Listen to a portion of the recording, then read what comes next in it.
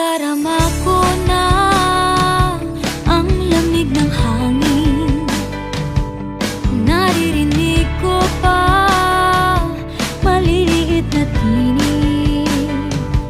May dalang tansang pinagsama-sama, ginawang tamborin. Ang mga parol ng bawat tahanay nagdidinig.